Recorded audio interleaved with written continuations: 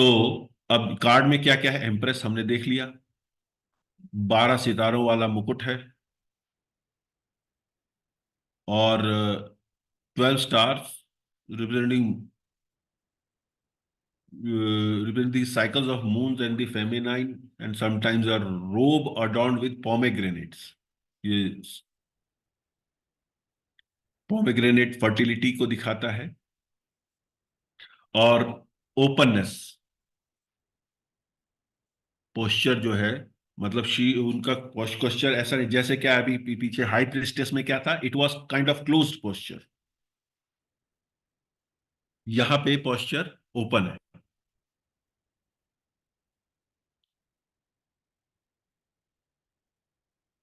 Nurturing creation, nurturing यहां से भी वो हो जाता है, एक तो पोमेग्रेनेट से सिग्निफाई होता है, दूसरा वीट से भी हो रहा है। फिर हाथ में एक सेप्टर या ऑर्ब है, ये जो हाथ में जिसे हमने वैंड कहा है, वो वो क्या दिखा रहा है, वो सॉवरेनिटी, कंट्रोल एंड डोमिनियन दिखा रहा है हाथ में। एक इसे आप एक सिंबल ऑफ अथॉरिटी मान सकते हैं। जैसे हमारे यहाँ अभी संसद में सिंगोल लगाया गया है ना, दक्षिण भारत का वो जो एक सांस्कृतिक धर्मदंड कह सकते हैं, वो उसकी शक्ल कुछ ऐसी ही है कि ऊपर से वो गोल है और एक डंडा है। तो वो क्या है, अथॉरिटी, कंट्रोल और डोमिनियन को सिग्निफाई कर रहा है। ये एम्प्रेस के हाथ में है, so she is in control of the affairs also. और सेप्टर क्या करता है, एबिलिटी टू क्रिएट स्ट्रक्चर। जब अथॉरिटी है तो कुछ भी क्रिएट करने की पावर भी होगी, और क्योंकि फीमेल है तो फेमिनाइन एनर्जी क्रिएशन के लिए चाहिए ही होती है। Crown with 12 star, cosmic connection with universe, creativity. ये 12 जो है, ये 12 जोडियक साइन को या 12 मंथ ऑफ ईयर को इंडिकेट करते हैं या कनेक्ट करते हैं। दैट मीन्स कि अथॉरिटी परपिचुअल है हर समय। थ्रोन ऑब्वियसली अथॉरिटी को सिग्निफाई करती है, जिस राजगद्दी जो है उस पे जो बैठे ही है, तो सोवरेनिटी है, नेचर, नर्चरिंग, क्रिएशन, ये बीट साथ में जुड़ी रहा है, मैंने जैसा भी डिस्कस किया था। Nature of the earth, lush green fields, flowers, पीछे जो गार्डन है वो सब कुछ, वो सब अबंडेंस और ब्यूटी को दिखाता है। पानी रिवर स्ट्रीम है, तो फ्लो ऑफ इमोशन है, नरिशमेंट है, फ्लूडिटी एंड क्रिएटिविटी है।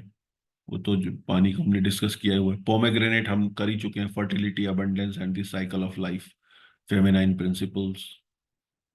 Heart symbolises love and nurturing, ये जो वीनस का सिंबल है उसके अंदर, मतलब एक हार्ट बना हुआ, हार्ट हार्ट के अंदर वीनस का सिंबल है। वीनस क्या कह रहा है, लव, ब्यूटी, सेंसुअलिटी, प्लेजर, ये सब चीजें हैं। तो वो ओवरऑल क्या है, ये हर तरह से पुष्टि को इंडिकेट कर रही है। हर डायमेंशन जहां पे एक सपोर्ट चाहिए, अथॉरिटी चाहिए, वो हर चीज दिखा रही है। अब मीनिंग क्या है इसका, ये इसका मीनिंग है फर्टिलिटी एंड क्रिएशन। वो तो ऑब्वियसली, क्योंकि जब वीनस का साइन भी आ गया है तो, एंड फेमिनाइन है, गॉडेस ऑफ फर्टिलिटी।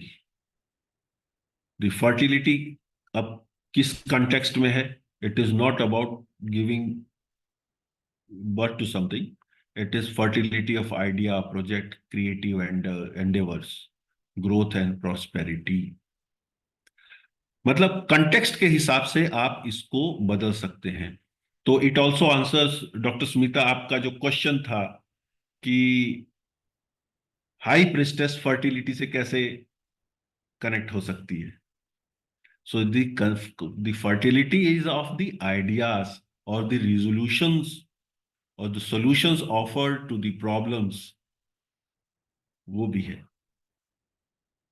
और यही चीज है, यही डायमेंशन देखने वाली बात है कि हम क्या कर पाते हैं और क्या नहीं कर पाते। और मतलब एक टेरर कार्ड पढ़ते समय। अब क्या है? ग्रोथ, प्रॉस्पेरिटी, सब, fertility and creation, new beginnings. जब क्रिएशन है तो न्यू बिगनिंग होगी ही।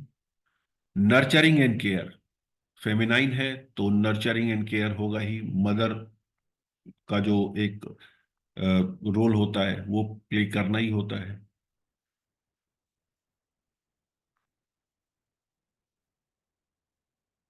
Emotional health, reconnect, encouraging reconnect with the softer nurturing aspect of life. Creative expression, abundance and prosperity, obviously। अब एक abundance एंड प्रॉस्पेरिटी तो है ही है। हरे भरे गार्डन है, वीट है, फ्लोइंग वाटर है, थ्रोन है, उसके ऊपर जो जो सॉरी जो मुकुट है, उसके ऊपर 12 डायमंड्स या 12 स्टार्स हैं। तो वो सब अबंडेंस को, प्रॉस्पेरिटी को ही सिग्निफाई करता है। 12